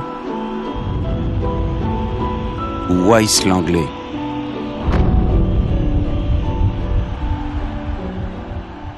Forcément, t'as plus de matchs amicaux. Même si c'est des matchs amicaux, t'as plus... Sur le terrain, ça reste pas un match amical. Heureusement, le Marseillais garde sa religion. Celle du passement de jambes, de la roulette, du contrôle impossible et parfois du but d'exception. Celui de la victoire face à l'Allemagne le 27 février 2001 au Stade de France. Un concerto pour pied gauche exécuté par un droitier. Ce soir-là, jamais l'écart entre les deux nations n'aura été aussi grand. En tous les cas, c'est ce qui se dégageait après le match, ouais. Qu'ils étaient contents de repartir avec seulement un but d'écart, quoi.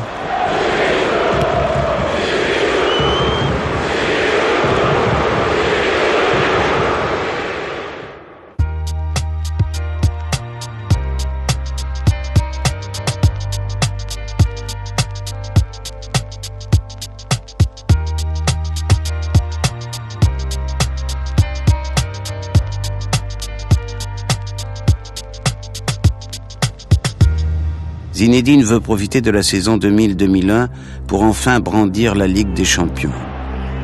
Mais le carton rouge sort 2 fois de la poche des arbitres. Ça m'a coûté pas mal de choses, et notamment d'être le meilleur joueur, mais bon, ça s'est fait comme ça, enfin bon, voilà. 2 cartons rouges qui privent à coup sûr l'équilibriste d'un 2e ballon d'or. Qu'importe, le talent est intact.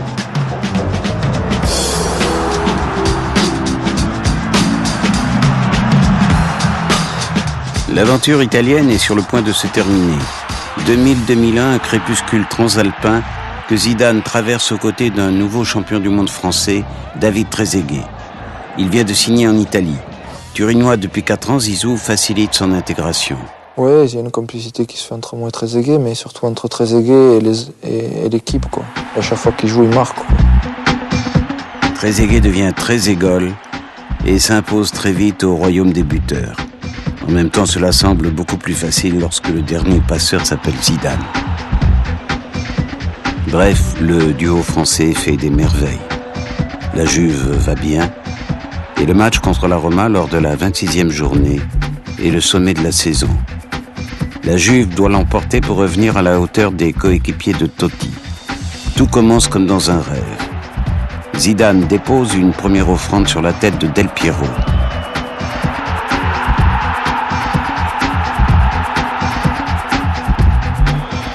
Il se charge lui-même d'inscrire le 2e but. À la mi-temps, les Turinois mènent 2-0. Au retour des vestiaires, Nakata expédie un ovni dans la lucarne de Van der Sar. La rage du Japonais est à la hauteur de l'angoisse qui saisit le Stadio delle Alpi. La Juve mène encore 2-1. Le temps réglementaire est terminé, la saison va basculer. Soudain, frappe lointaine. Erreur du gardien néerlandais, égalisation de Montella. La Roma garde ses 3 points d'avance. Pour Zizou, la chance d'un 3e scudetto vient de passer. Et c'est clair qu'on perd le championnat là-dessus. Parce que si on gagne à la maison contre la Roma, on gagne le championnat. Lors de la dernière journée, Zizou quitte ses partenaires après 20 minutes de jeu. Il ne le sait pas encore, mais il porte le maillot noir et blanc pour la dernière fois.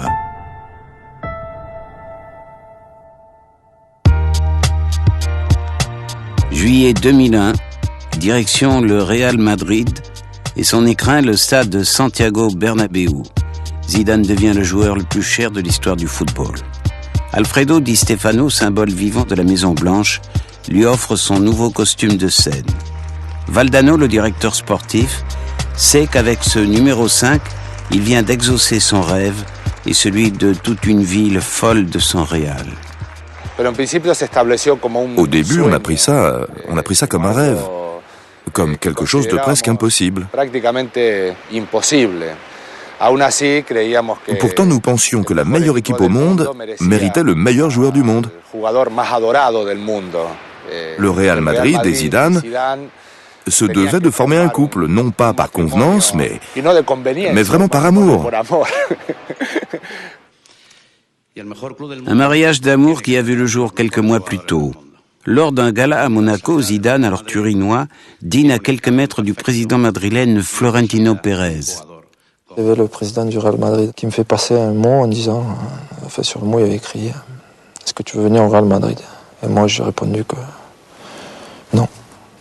Enfin, j'ai répondu qu'en fait je voulais venir. J'ai répondu oui et voilà quoi. L'arrivée de Zizou à Madrid est le tremblement de terre médiatique de l'année. Une secousse démesurée. Lui ne change pas d'un iota sa ligne de conduite. Moi dans la vie je suis quelqu'un de très, très discret, donc je me ferai tout petit. Le plus important c'est d'être grand sur le terrain. Pourtant dans cette équipe de stars, tous les yeux se braquent sur Zizou. La pression des médias espagnols confine au harcèlement. Chaque seconde de sa nouvelle vie est épiée, filmée, photographiée. Lors de son arrivée en Suisse, où l'équipe prépare sa saison, la folie ambiante atteint son paroxysme.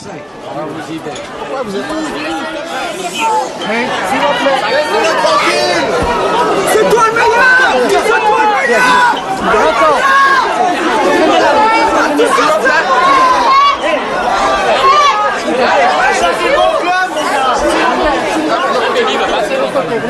La Zidane Mania est une lame de fond qui fait vendre du papier.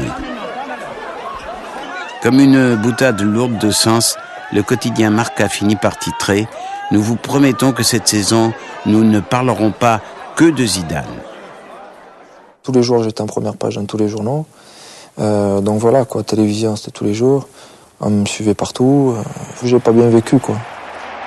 Un peu perdu dans cette hystérie collective, Zizou et le Real gagnent quand même la Supercoupe d'Espagne. Pourtant, le Français se cherche encore. Rien de plus logique selon Alfredo Di Stefano. Zidane a eu besoin d'un petit peu de temps pour s'adapter. Et après, il nous a démontré quel joueur il était. De là à penser que dès le début, il allait gagner tous les ballons et marquer des buts, ça non. C'est un joueur qui a ses caractéristiques propres et qui les exploite à merveille. Ce qui s'est passé, c'est qu'au début, son adaptation au sein de l'équipe n'a pas été parfaite. Mais en un mois, il a réussi à s'imposer. Il fait du très bon boulot et c'est donc parfaitement adapté. C'est phénoménal. Petit à petit, tout rentre dans l'ordre. Zidane est bien le génie que le peuple de Madrid attendait. L'orchestre de Castille tient enfin son chef. Ce qui m'impressionne, c'est sa capacité à oxygéner le jeu. Le football est chaque jour plus physique, plus heurté, moins beau. Et quand le ballon passe par Zidane, on a la sensation que l'action de jeu respire. Et tout paraît plus agréable, plus facile. Et ça, dans le football actuel, je crois qu'il faut le considérer comme quelque chose de révolutionnaire. Oui, vraiment révolutionnaire. La révolution de la limpidité, de la simplicité, du talent. Désormais, l'équipe gravite autour de lui. Chaque semaine, la presse encense les Blancs et leur astre bienveillant.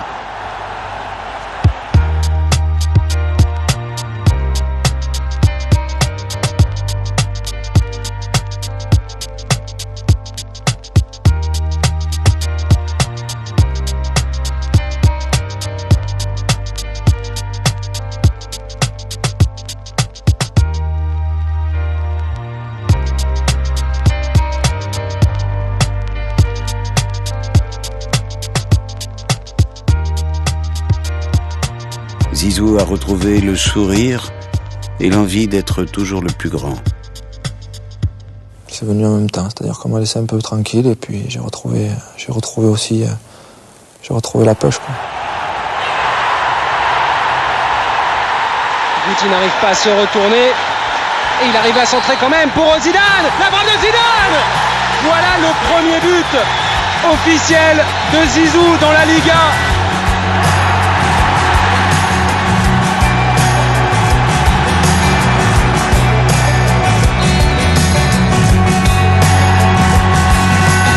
You've been going so crazy lately. Nothing seems to be going right. So low, why'd you have to get so low? You're so, you've been waiting in the sun too long. But if you sing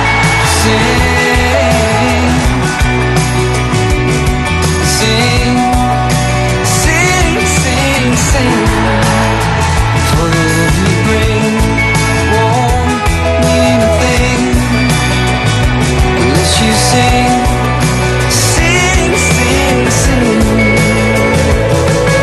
Colder, crying over your shoulder. Hold her, tell her everything's gonna be fine. Surely you've been going too hurry.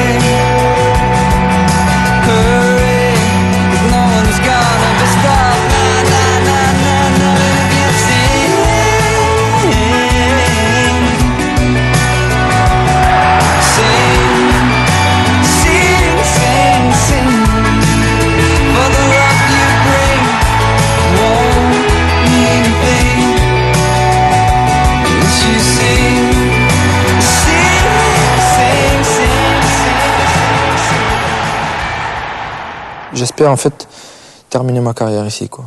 C'est-à-dire que je fais mes 4 ans et puis après j'arrêterai le foot, quoi. Ça C'est mon souhait, on verra bien comment ça se passe. Ça se passe pas tout le temps comme on le dit, donc il faudra attendre. Il faudra attendre.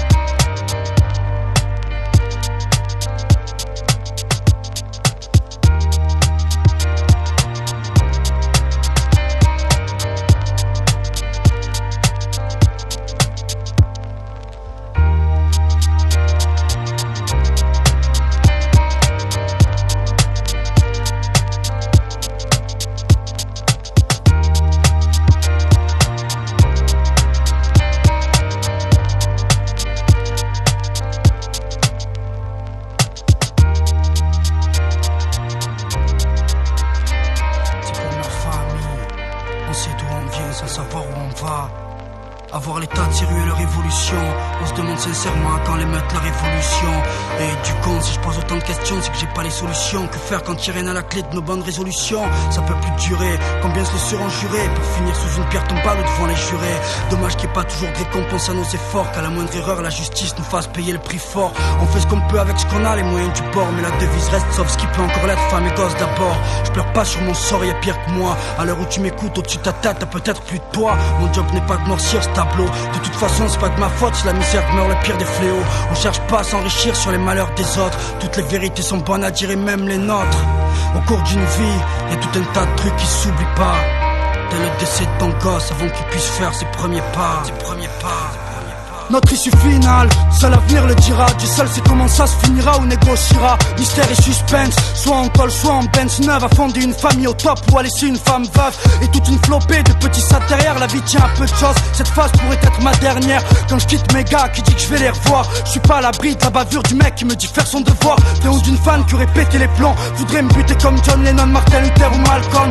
Tout n'est qu'incertitude, c'est l'embrouille, dur de voir clair au milieu de ces turpitudes. Dédié à ceux et celles qui mènent des vies ou tienne. Je rapporte la mienne et t'as l'impression que je raconte la tienne. C'est l'effet FF, des gars plus vrais que nature. Ce côté pied sur terre et à la fois immature. Quand je plane comme Bob Marley, je sais plus si c'est moi ou la